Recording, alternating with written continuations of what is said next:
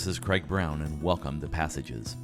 Passages is a space to explore Bible passages used for preaching, reflection, and prayer.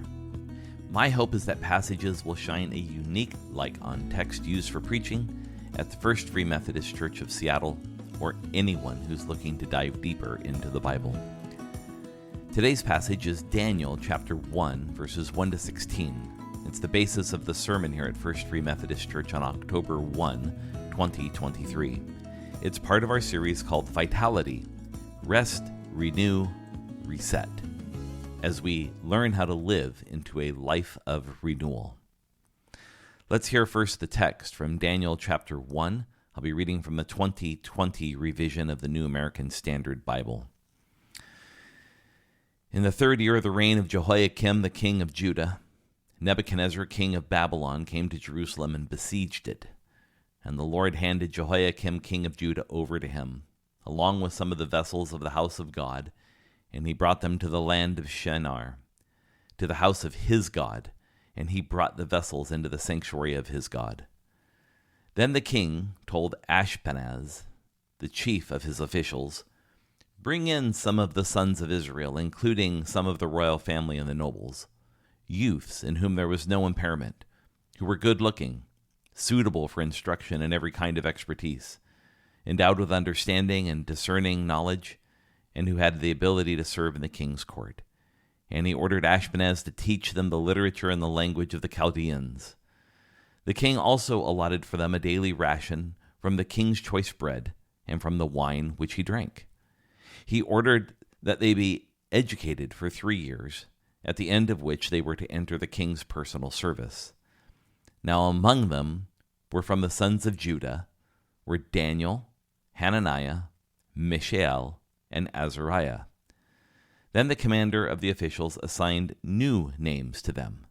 To Daniel he assigned the name Belteshazzar, to Hananiah, Shadrach, to Mishael, Meshach, and to Azariah, Abednego. But Daniel made up his mind that he would not defile himself with the king's choice food or with the wine which he drank, so he sought permission from the commander of the officials that he might not defile himself.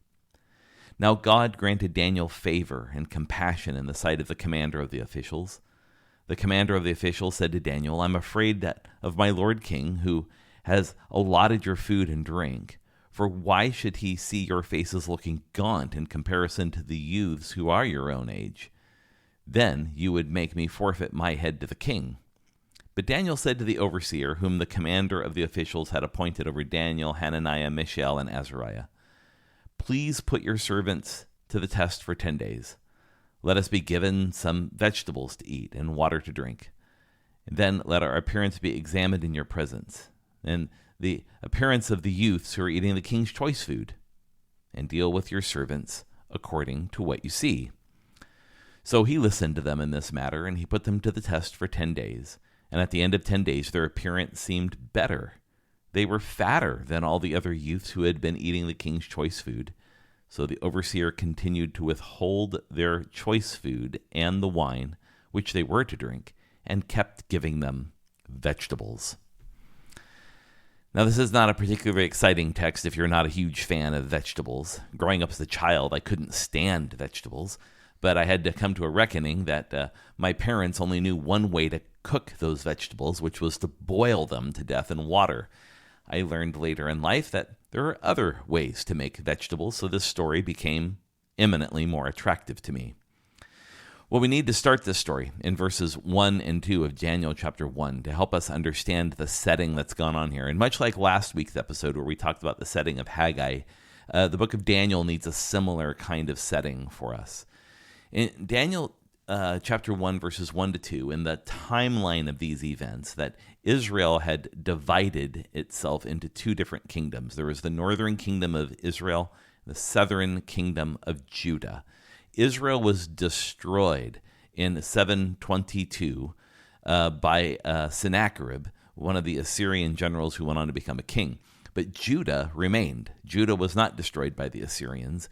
And over a period of about 110, 115 years, eventually a man named Jehoiakim became the king of Judah. Now, Jehoiakim was nothing more than a vassal king of the Egyptians to his south. A vassal king meant he was king in name only. It was the Egyptians that really ruled over the world as far as Jehoiakim was concerned. Now, if you just take a quick look at a map, you'll see where Egypt is located, and you'll see where Babylon is located. Now, Babylon is where Iraq is today. And in between those two destinations is a giant patch of desert called the Arabian Desert. There's no crossing it. And so in order to cross it, you have to kind of go from Iraq up to the northwest and around and down a very slim passage of land along the Mediterranean Sea if you wanted to get to Egypt. That movement, that arcing path that goes from Mesopotamia, the arc of around Mesopotamia, is called the Fertile Crescent. It's this path and patch of land that was not part of the desert. It was the only fertile soil around where you could grow anything, hence its name. Well, needless to say, the Babylonians and the Egyptians were at war with each other, and Palestine, or Israel, or Judah, that is that little strip of land that one must march across in order to get from one to the other. So in the battle between the Egyptians and the Babylonians, this little strip of land becomes very strategic and important. All the more so in this particular episode because Jehoiakim, who had aligned himself with the Egyptian pharaoh, was right in the crosshairs. Egypt was actually defeated by Nebuchadnezzar when he was a general at Carchemish, which is north of Palestine. So this battle occurred north of where Judah is. And so Jehoiakim in Judah thinks he's behind the lines, in which case he actually is not. And so during this campaign, though, of this battle between the Egyptians and the Babylonians that takes place just north of Judah in Carchemish, Nebuchadnezzar's father, who was king of Babylon, his name was Nabopolassar, he died during the midst of that campaign. And so Nebuchadnezzar all of a sudden becomes king. Now, Nebuchadnezzar continues south. He finishes the Battle of Carchemish. He mops up the Egyptian army, and he keeps going south. And as he does, he takes every single one of the states that Egypt had made into its vassal states. This is important and part of the story because Jehoiakim, the last king of Judah, was placed on the throne by Pharaoh Necho, or Necho. So it's the time of this attack by the Babylonians in Jerusalem occurred right around the spring or summertime of 605 BCE. Now, in verse 2, it's interesting that the writer states that the Lord handed Jehoiakim over to Nebuchadnezzar. Jehoiakim's sin and submission to Egypt had now come back to bite him. Well, he made a choice to align himself with the Egyptians rather than the Babylonians, and he made the wrong choice. He made the choice of aligning himself with any foreign king, and God simply allows him to experience the natural consequences of his actions. He betrayed in many ways his own calling as the Judean king and aligned himself with the Egyptians. Nebuchadnezzar, it says in the story, took some of the vessels from the house of God, that's the Jewish temple, and he took them back to Babylon with him.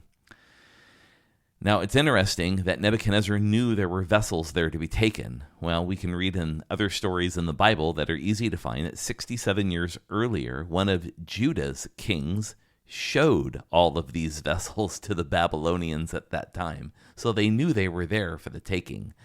And so this is just a long chain of foolish decisions that ultimately lead to the Babylonian invasion in 605 that would come in three waves, 605, 597, and then 586. It opens up a key passageway for us, even here at the outset, that what we often think of God's punishment is actually really just the natural consequences of human action. So what happens to Jehoiakim is nothing more than the result of his actions. By surrendering to Egypt, he put his own nation in the crosshairs of the Babylonians. So it's important that we remember here that when God is not the punisher, we fear in many ways that we're diminishing God, that it's important for us to make God look strong and big and good, so we see God as punisher. Far from it. Remember that the king is experiencing the natural results of his actions. Jehoiakim made a critical and strategic mistake, and he wasn't the first one to do that. And so it's the natural order of things that these things happen. So who is it that created the natural order of all those things? Now, this is another theological conversation for another day, but what I want us to remember is that we really must keep in mind that natural consequences are nothing more than an expression of the divine order, just in a different sort of way.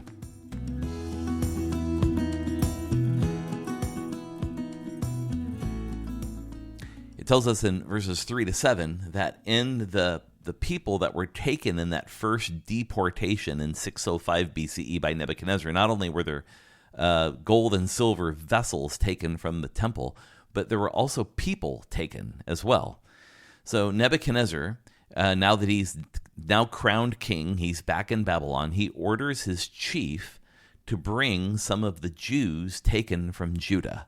These are likely members of the royal households of not only Jehoiakim's household, but perhaps his brothers, perhaps their nieces, nephews, children, whoever they are. And they're taken to Babylon to ensure that no one tries to usurp the Judean throne after the Babylonians have removed Jehoiakim.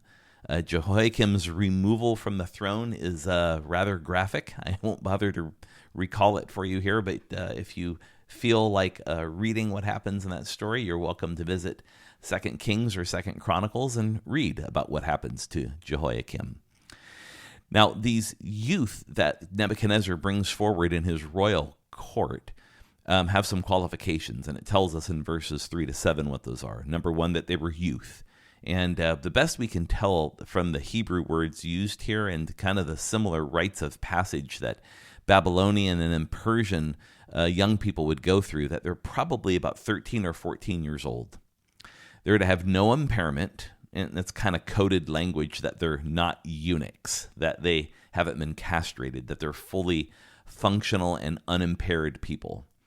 Third, that they're good looking. And I'm sorry, yes, it means exactly what it says, that they were of good looks.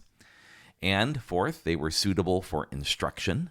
And it's interesting with the next phrase that comes, endowed with understanding and discerning knowledge. This is not so much that they were smart or knew a lot. It's that they demonstrated aptitude. They were teachable. They were ready to receive and able to receive knowledge. And then ultimately, they had an ability to serve in the king's court. This helps us begin to understand what's going on in this text just a little bit. The ability to serve in the king's court. See, the training of these people, their education and their qualifications is really an act of power by Nebuchadnezzar. This is one of the ways the Babylonian kings, Nebuchadnezzar included, displayed their power to other people. They would take people that they had conquered from all over the ancient world, and they would put them in their court. They would put them in the court of the king. How better to display the people that you have conquered than to have them all standing around serving you in your court? Now, it tells us in the text what they need to learn. They need to learn first the language of the Babylonians, which in this case is Akkadian. Akkadian is usually written in a form called cuneiform. It's a form of writing that was one of the earliest forms of writing that's used, with a little triangular stylus that you would press in to undried clay, moist clay, so it would leave a mark behind. These markings with this little stylus can be seen around the world in museums and different places to this day. So that's what they're taught. They're taught Akkadian and how to use cuneiform to write it with this little triangular stylus. Of course, they would also know Hebrew. They would know Persian later. That's the successor language to Akkadian. And they would also begin to learn some of the very basics of Aramaic as it emerged in its most primitive form. And it said that they would learn the culture of the Chaldeans. That's a word we haven't seen before in this text. We've talked a lot about Babylonians, but not a lot about Chaldeans. Chaldeans were a subgroup of the Babylonians. Now, without getting into a lot of ancient Near Eastern history, there was a Babylonian empire several centuries earlier, which was massive and expansive around the ancient world. This Babylonian Empire is commonly called the Neo-Babylonian Empire because it is reflective of a set of Chaldean kings who ruled over the ancient world. If you were to go look for the Chaldeans, you would go look today in the southern part of Iraq. And if you followed the news over the last 20 to 30 years, many of these historic archaeological locations that mark the Chaldean civilization have been destroyed by various terrorist and some Islamic groups, and ISIS and others have destroyed some of these monuments that are no longer there to see today. So a lot of the Chaldean history is being erased unless it's contained in a museum somewhere. It's hard to even find it in today's Iraq. Now, they were given food and wine from the king's table, and they were to be trained for 3 years.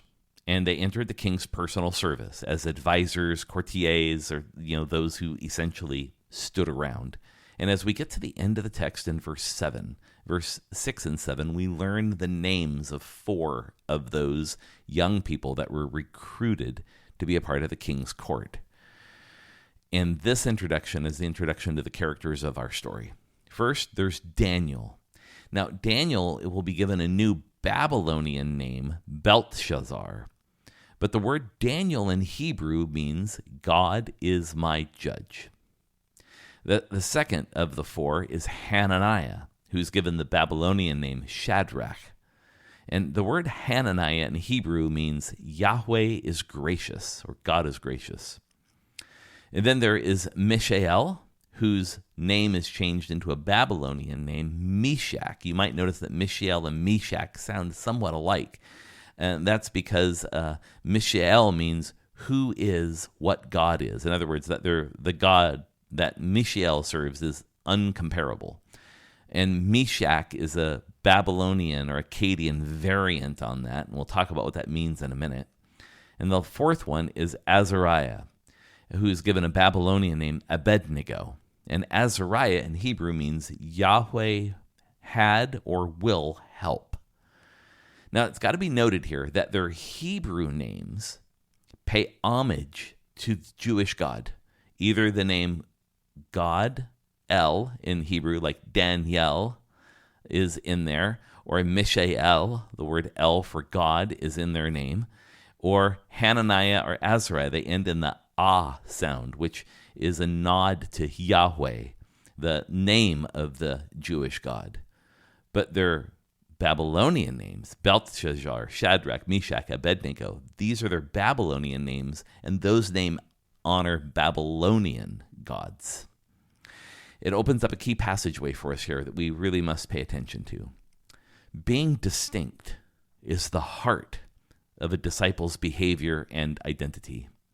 So what's happening in the story in Daniel is not an erasure of Jewish life, but an assimilation of it, trying to make Jewish life normalized with Babylonian life. Nebuchadnezzar's not trying to take away their identity per se. What he's trying to do is make it known that their identity now serves him.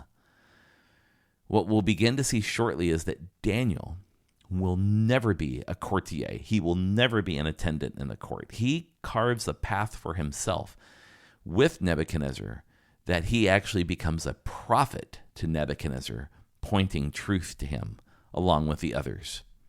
It's important for us to remember even today that the disciples of Jesus have distinctive marks. What are they?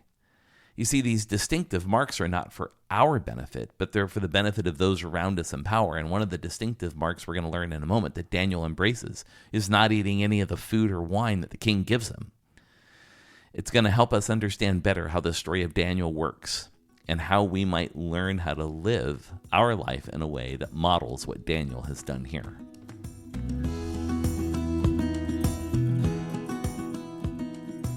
Finally, we turn to the last half of this text, verses 8 to 16, where we focus on the peculiar diet that Daniel and his friends eat. Now, part of the distinctiveness is that Daniel and his 3 friends are not going to eat the rich food served to them by the commanders and the other people who've been charged with their training. Now, it's important that we not read into this text what is not here. The text doesn't say anything at all about the food or the wine itself, just that it's rich food. Now, lots of arguments have been made that the food that they were being served was unkosher. It could have been eating bacon or pork, who knows what else. Or it could have just simply been ill-befitting a Jewish person. Maybe the meat that they were offered wasn't slaughtered correctly, or maybe it was offered to idols or something of that sort. But the text doesn't tell us anything about the food that they didn't eat, other than it was rich food, the food the king ate. All it says is defile. Now, there's lots of meanings here, but there's one that, for me, just stands out just a little bit more from the others. These other analyses of the food being unkosher or not prepared correctly, they could very well be correct. But one meaning stands out just a little bit more for me, and it was really emerged from a scholar named Joyce Baldwin in the 20th century. And what Baldwin asserts is that Daniel's refusal to eat the food is really more about not being fully submitted to Nebuchadnezzar. He's defiant.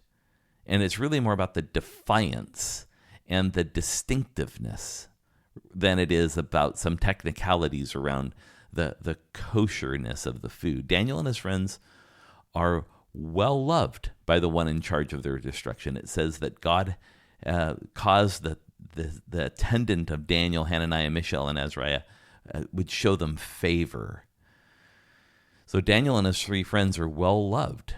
And that chief, the one who's responsible for taking care of them, for feeding them, teaching them, training them, is afraid that if they don't eat the meat, the food that the king has given them, that they're going to become scrawny and downtrodden, and it's going to make him look bad. And so the king, he says, will have his head, if he doesn't present them as strong and vital, is equal with all of the other young boys that were being trained during this time. And so Daniel suggests the famous vegetable test. He tells the coordinator or the trainer for their group that they're going to eat vegetables for 10 days. Now, it's likely that these same vegetables, if the king was eating them, that those vegetables were also offered as a sacrifice to idols as well. So it's kind of splitting that hair is a little hard. But at issue is not what the food is.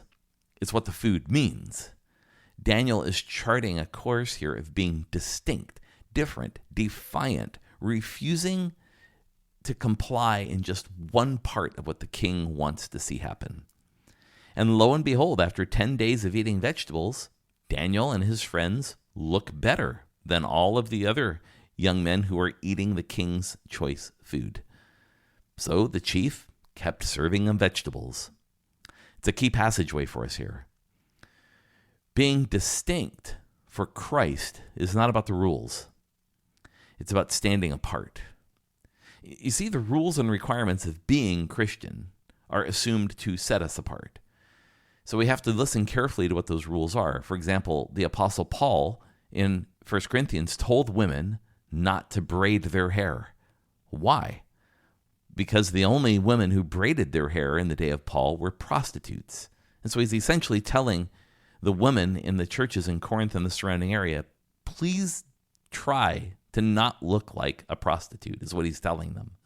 The rules are about being distinct, about being different, and not keeping them. So in this sense, the rules that we live by in some ways are contextual and changing. Daniel abstains from rich food. This is his choice in that context, in that moment, that helps him and his three friends stand apart. Is there anything wrong with the food? Well, to be honest, we're not really certain. But we do know that him just eating vegetables and looking vital and robust, now that was distinct. So as we sit here as followers of Jesus in 2023, we really need to think about what makes us distinct today. What would make us stand out and stand apart in the same way Daniel does? If you have comments or reflections, I invite you to visit my website, revcraig.com. You'll see when you visit the website a button in the upper right-hand corner that says News. Click on it, and in the drop-down menu, select Podcast, and then click on this week's episode. Leave a comment. I'd also encourage you to visit our church's website, ffmc.org, to learn more about Free Methodism and how you can connect with our community. For now, I bid you all grace. Thanks for listening, and we'll see you next time.